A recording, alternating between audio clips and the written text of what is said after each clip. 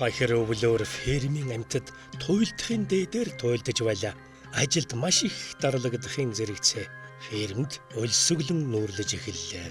Хүмүүсийн дундаж фермд өлсөглөн нүүрлэж амьтад нь үхэж байгаа тухай цуурхал тархаж харин фермдэр болж байгаа бүхий л хачиргалтай зүйлд Сноуболлыг буруутгах боллоо.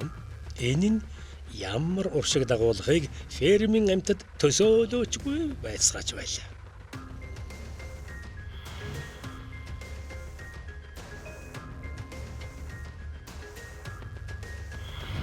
Энэ бүх үйл явдал намар орой нэг шуурганаар терм нуран унснаас эхэлсэн юм а. Нэгэн ойлгомгүй мөр шиншилж байснаа Наполеон гинт нөхөдөө шүн дөлөөр ирээд манай термийг нураасан дайсныг та нар мэдгөө гэж тэр тайван нухацтай хэлснээр гинт Сноубол гэж цуурайтуулан хашгирсан юм а. Түүний хоол яг л аянга цахилгаан шиг сонсдлоо. Амьтад энүүнд итгэхийг хүсэхгүй байлаа. Гэвч Наполеон үргэлжлүүлэн худлаа бүгдийг мунхруулсаар л байлаа. Хорсон хэлэнгээр дөрсөн Сноубол бидний төлөвлөгөөг нураах гэж шившигтэйгээр хөөгцснийхөө хонзон авах гэж шөн дөлөөр бидний бүтэн жилийн ажлыг үгүй хийлээ. Наполеон би Сноуболд өөхөх ял оноож байна. Тэрнийг ариун шүүхийн өмнө авчирсан ач танг бид алдаршуулж амьтны баатар 2 дугаар зэргийн одон агас бүшэл алимар шагнана. Харин амьдаар нь авчирвэс бүтэн бүшэл алим олгоно. Наполеоны ятгалгад автсан амьтад хэрхэн Сноуболыг барьж шагнал гардаж байгаагаа төсөөлж байхад Наполеон тэдний бодлыг сөнг хоолоогоор тасаллаа. Бид тэрнийг өршөөхгүй. Бид хүсэл мөрөөдлөөж орхихгүй. Терм мөнх оршиж, ферм маань үрд оршиг.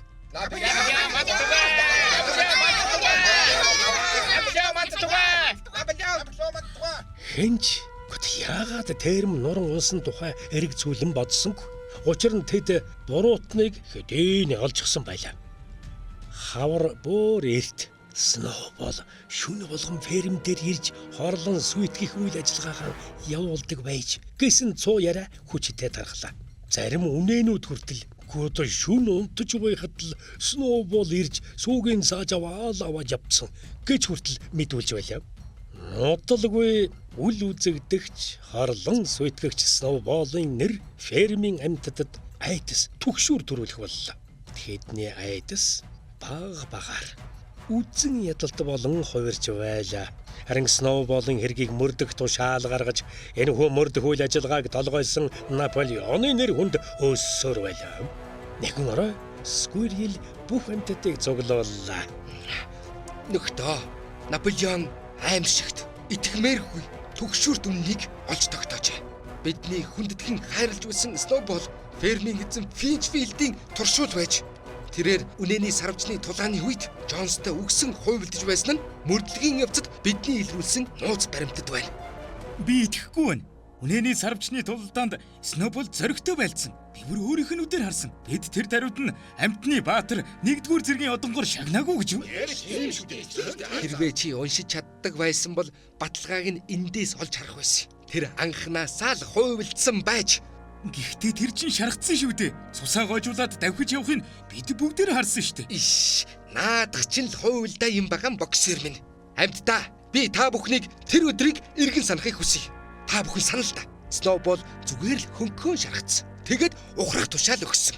Бид хашлаг тулах үед хүмүүс нэвтрэн орж ирснийг та бүхэн санаж байгаа үстэй. Яг л ийм төлөвлөгөөтэй байсан. Бүгд сандран твдэж бүх юм баларлаа гэж бодож байсан мөчөд нөхөр Наполеон хүмүүс үхтгвэ гэж хашгиран Джонсын гуйнд соёогоо шигтгсэнийг та нар санахгүй байна гэж юу? Мэдээж хэрэг та нар энийг санаж байгаа. Амьтад тэрнийг санах гэж оролдоод байлаа. Скойлер үгэн дуусгахад бүгд л тийм зүйл болсон гэдэгт итгэж байлаа. Сноубол анхнаасаа Джонсын туршуул байсан гэдгийг манай удирдагч Наполеон эрс чулуун хэлж байгаа. Тэгвэл ч өөр хэрэг шүү. Нөхөр Наполеон тэгж хэлж байгаа бол тийм л байх ёстой. Бидний дундаж урвагч нар байж болцсошгүй шүү. Скойлер үгэн хэлж дуусаад боксер руу үзэн ядсан байдалтай харлаа. 4 цагийн дараа Наполеон бүх амьтдыг сарвчанд цугларахад тушаал гаргалаа. Тэр 9 нохойгоор хүрээлүүлэн 2 одонгоон хүзүүндэн зүүчгсэн ирж байгаа харагдана. Наполеоны энэхүү сүрлэг хүчирхэг байдлыг хараад амьтад тэр турхмаа түгшүүр тавтлаа. Урвагч нарыг бариад ав. Хэрэг хүлээ. Машид балмагдан айсан залуу гахайнууд шууд хэрэгэн хүлээж эхэллээ. Тэд Сноуболыг хөөгдснөөс хойш түүнтэй нууц холбоо тогтоосон, хамтарч дээрэм нур асан, мөн Сноуболын хамт амьтны фермийг ноён Фредерикийн гарт өгөх тухай хэлэлцээр хүртэл хийсэн гэдгэн хүлээлээ. Сноубол тэдэнд өөрийгөө сүүлийн жилүүдэд Джонсын нууц туршуул байсан гэдгэн хэлсэн гэж бүр нэмж хэллээ. Тэднийг буруугаан хүлээж дуусгад нохот хоолойг нь тас татхад бэлэн болжээ. Хоошид бүх амтан бурууга хүлээж байхыг би шаардаж байна. Энэ үеэр өндөгний өмнөнийг толгойсон 3 тахиа урагшаан гарч. Сноубол тэдний зүүдэнд орж Наполеоны тушаалыг биелүүлэхгүй байх санаа төрүүлсэн гэж хэллээ. Тэд бас зотгууллаа. Дараа нь галуу урагшаа гараад нодны жил тарай хураах үеэр таряаны 6 толгой нууцаар нөөсөн. Тэгээд шүн иддэг байснаа бас хүлээлээ. Дараа нь нэг хонь Сноуболын шахалтаар ундаалдаг шалбааганд шээсэн тухайга мөн өөр 2 хонь Наполеоны талыг гуйлдгүй баримталдаг хөгшин хоньыг гэрлэн жимглэд тойруулан хөөсөөр байгаад бахардуулж алснаа тус хүлээлээ. Тэд бүгдээрээ газар дээрээ дорхоноо нухууллаа. Бүгд тараад явхад улаан цусаар будагдсан сарвчанд гагцхүү нохотл үлдлээ. Тэд цогцснуудыг тал талаас нь үгтэн зулгааж байлаа. Энэхүү аллагын дараа амьтад хагас дутуу баригдсан тээрэм байгаа тэр жижигхэн толгой дээрээ гарч бие биенээ налан зогсцоолоо. Зарим нь уйлж байлаа хөрх. Тэгэд энэ өдрөөс өмнөх бүхий л амьдралаа нэхэн санах гэж хичээцгээж байлаа. За ямар ч байсан өмнө нь хэзээч ийм зүйл болж байсангүй. Би энийг ойлгохгүй байна. Манай ферм дээр ийм гарна гэж ёстой бодсонгүй. Гэтэл гарсан нь бидний өөрсдийн буруугаас болсон байх ёстой. Миний үзэж байгаагаар улам их ажиллах нь энийг шийдвэрлэх арга мөн. Үүнээс хойш би өглөөдөө босдог цагаас бүтэн 1 цагийн өмнө босч байна. Амьтад сэтгэлийн сэргээхийн тулд нөгөө Английн амьтад дуугаан дуулж эхэллээ.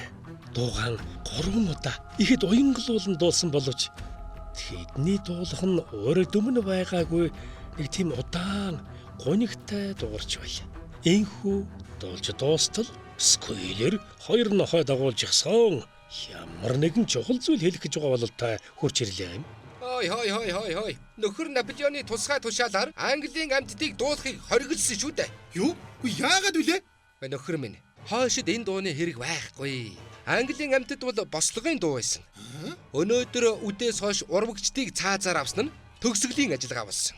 Гадаа дотоодын 2 дайсан хуйуулаад дарагдлаа. Сайхан нийгэм ирээсэ гэсэн хүслээ бид Английн амьтдаар илэрхийлж байсан. Гэтэл одоо тэр нийгэм бий болоод байна. Энэ дуу утгаа алдсан нь тодорхой шүү дээ. Амьтад хэдийгээр айж байсан ч гэсэн эсэргүүцхээр завдаж. Энэ мөчөд хоньнууд нөгөө л дөрвөн хөлсөн 2 хөлмөө гэдгэн хэдэн минутын турш үргэлжлүүлэн майлж маргааныг эцэс болголоо. Энхүү Английн амьтад дуу дахин сонсогдсонгүй. Оронд нь яруу найрагч Минимас Амтны ферм хязээч надтай муу юм хийхгүй гэж эхэлдэг өөр нэгэн дуу зохиосон байлаа. Залхаан цэрлүүлэлт дуусснаас хойш хэдэн өдрийн дараа зарим амьтад 6 дугаар журамд ямар ч амьтан бусад амьтнаа алж болохгүй гэж заасныг сая саналаа. Нэг хэсэг нь санаж байна ч гэж бодож байлаа. Гэсэн хэдий ч хэн ч энэ тухай гахануудын ч юм уу эсвэл нохтын сонорт хүргье гэж бодоогүй болохоор тэрхүү аллага нь дээрх заалттай зогцохгүй байгаа юм шиг санагдах болжээ. Бенжамин. Тэр 6 дугаар журмыг бидэнд уншаад өгөхгүй юу?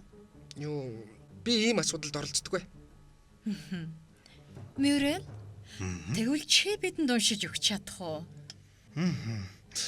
Ямар ч амьтан бусад амьтнаа учир шалтгаангүйгээр яэгүйдэхгүй гэж энд бичсэн байна. Журам зөрчигдөөгүй байх нэ. Тэгээд сноуболтой холбоо тогтоосон урвагчдыг цаазалсан зөв гэж юу? Тооны асуултанд хэн ч хариулж чадсангүй. Тэр шөнө фермийн амьтад унтаж чадаагүй. Тиймээс шөн дөлөөр ноён вимпер ирснийг бүгд мэдэж байлаа. Тэрээр сарвчанд ямар нэгэн зүйл буулгаж хаад шүнжэнгөн ажиллаж үүрээр сайн нэг юм явлаа.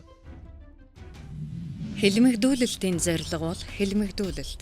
Яргаллын зорилго бол яргалал. Эрх мэдлийн зорилго бол эрх мэдэл.